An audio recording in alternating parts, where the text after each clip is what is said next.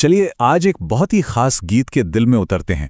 ये सिर्फ एक गीत नहीं बल्कि एक संवाद है, एक भक्त और स्वयं माँ गंगा के बीच। ये एक कहानी है जिसे सुरों में पिरोया गया है। जरा इतना बता दे गंगा माँ, तू धरती पर कैसे आई। जरा इतना बता दे गंगा माँ, तू धरती पर कैसे आई। कौन तो मैया तोहे लेकर आया, कौन तो मैया तोहे लेकर आया। तूने कहाँ किया विश्राम, तू धरती पर कैसे आई। जरा इतना बता दे गंगा माँ, तू धरती पर कैसे आई। भगीरथ मोहे लेकर आया, भगीरथ मोहे लेकर आया। शिव जटा में किया विश्राम, शिव जटा में किया विश्राम। मैं धरती पे ऐसे आई, मैं धरती पे ऐसे आई।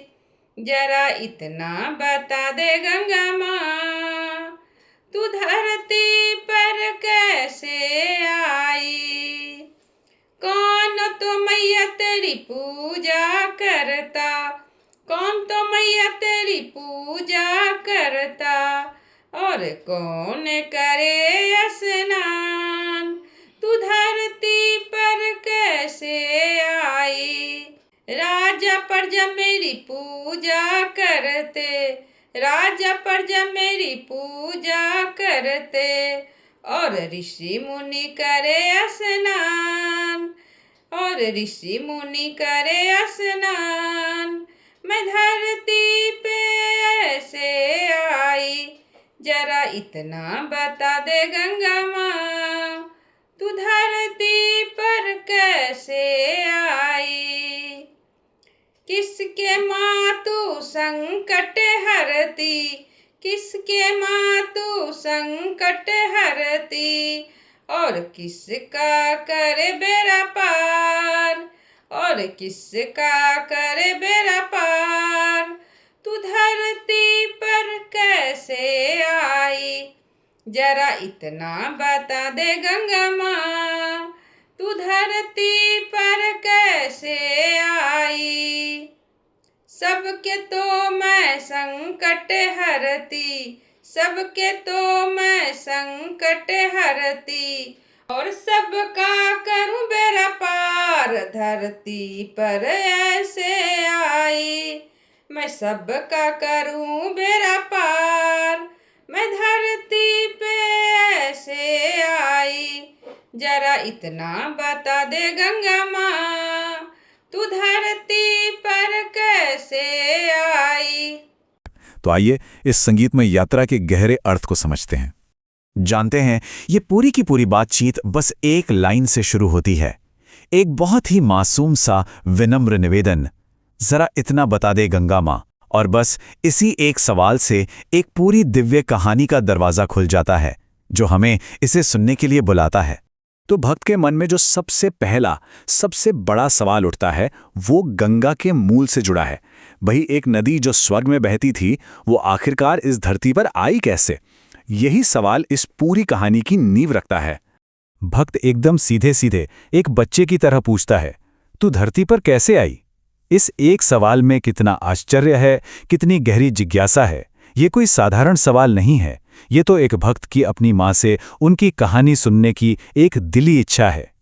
और फिर गंगा माँ जवाब देती हैं। उनका पहला जवाब एक नाम है, एक पहचान। वो कहती हैं, भगीरथ मोहे लेकर आया। ये नाम है इस कहानी के पहले नायक का, महान ऋषि भगीरथ का। अब भगीरथ का ये प्रयास कोई मामूली कोशिश नहीं थी, ये असल में तपस्या की शक्ति का सबसे बड़ा प्रतीक है। सोचिए, ये सिर्फ कोई पूजा या साधना नहीं थी, ये अपने पूर्वजों की मुक्ति के लिए एक इंसान का इतना मजबूत संकल्प था कि उसकी शक्ति के आगे स्वर्ग के देवताओं को भी झुकना पड़ा। पर एक मिनट, यहां एक बहुत बड़ी मुश्किल थी। अगर कोई नदी सीधे स्वर्ग से धरती पर उतरे तो उसका वेग, उसकी शक्ति इतनी जबरदस्त होगी कि धरती शायद उसे सह ही नहीं पाती, वो फट सकती थी। तो इस दिव्य शक्ति को संभालने के लिए एक और दिव्य शक्ति की जरूरत थी। और यही कहानी में आते हैं भगवान शिव। गंगा मां खुद बताती हैं, शिव जटा में किया विश्राम। भगवान शिव ने गंगा के उस तूफानी वेग को अपनी जटाओं में थाम लिया, उनके बल को शांत किया और फिर उन्हें एक कोमल धारा के रूप में धरती पर बहने दिया। देखिए कितनी खूबसूरती से यह बताया गया है कि महान सृजन के लिए भी नियंत्रण कितना जरूरी है। तो गंगा धरती पर कैसे आई ये तो पता चल गया, पर अब भक्त का सवाल बदलता है।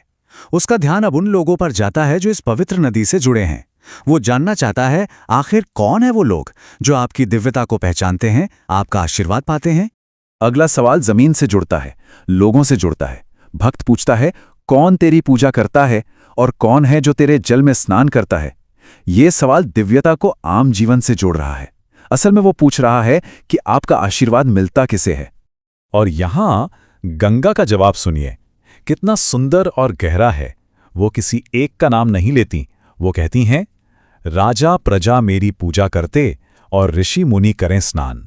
इसका सीधा सा मतलब है कि वो सबके लिए हैं, चाहे कोई महल में रहने वाला राजा हो या झूंपड़ी में रहने वाली प्रजा, ज्ञानी ऋषि हों या साधारण इंसान। इस तरह गंगा समानता का, बराबरी का एक बहता हुआ प्रतीक बन जाती हैं। मतलब उनकी धारा में कोई भेदभाव है ही नहीं। वो बिना किसी पक्षपात के सबको अपनाती हैं, सबको पवित्र करती हैं। और शायद यही तो उनका असली देवत्व है। चलिए अब इस बातचीत के सबसे गहरे, सबसे जरूरी सवाल पर आते हैं। हम जान गए कि गंगा कैसे आईं और किसके लिए आईं, पर सबसे बड़ा सवाल, क्यों? आखिरकार गंगा के पृथ्वी पर होने का असली मकसद क्या है? यही सवाल मानो इस पूरे गीत का दिल है। तू किसके दुखों का अंत करती है, तू किसकी यात्रा को पूरा करती है। अब यहां बात सिर्फ तन धोले की नहीं है, बात है मन के दुखों की, आत्मा की मुक्ति की, यानी मोक्ष की। और गंगा का जवाब सुनिए, कितना सीधा, कितना शक्तिशाली और कितना करुणामय है। वो कहती हैं, सबके तो मैं संकट हरती। यहां कोई शर्त नहीं, कोई नियम नहीं, कोई अपवाद नहीं, बस एक वादा कि मैं सबके संकट हरती हूं, हर उस आत्मा के जो मेरे पास आती है। ये जो बेड़ा पार करना है ना, ये सिर्फ एक नदी पार करने जैसा नहीं है। ये तो जीवन और मृत्यु का जो समंदर है, जिसे भवसागर कहते हैं, उसे पार कराने की बात है। वो चक्र जिससे आत्मा बंधी रहती है। गंगा वो माध्यम है जो आत्मा को इस चक्र से निकालकर मोक्ष तक ले जाती हैं। तो गंगा का जो वादा है उसे हम इन 3 कदमों में समझ सकते हैं। पहला, वो हर किसी की पुकार सुनती हैं, फिर उनके दुनियावी दुखों को धो देती हैं और आखिर में उन्हें मोक्ष के रास्ते पर ले जाती हैं। यही उनका दिव्य उद्देश्य है। आपने ध्यान दिया होगा, गीत में एक लाइन बार बार आती है, मैं धरती पे ऐसे आई। ये लाइन हर जवाब के बाद आकर जैसे ये कहती है कि मेरे आने का कारण और मेरा काम दोनों एक ही हैं, वो एक दूसरे से जुड़े हैं। मैं आई ही इसीलिए हूं। और इसी एक गूंजती हुई लाइन के साथ ये पूरी कहानी अपने अंजाम तक पहुंचती है। सबका करूं बेड़ा पार। ये सिर्फ एक पंक्ति नहीं, एक वादा है, एक भरोसा है कि कोई अकेला नहीं है। ये नदी सिर्फ पानी की धारा नहीं, बल्कि उम्मीद है, मुक्ति है और एक ऐसी रक्षक है जो हमेशा बहती रहेगी, सबका बेड़ा पार करने के लिए।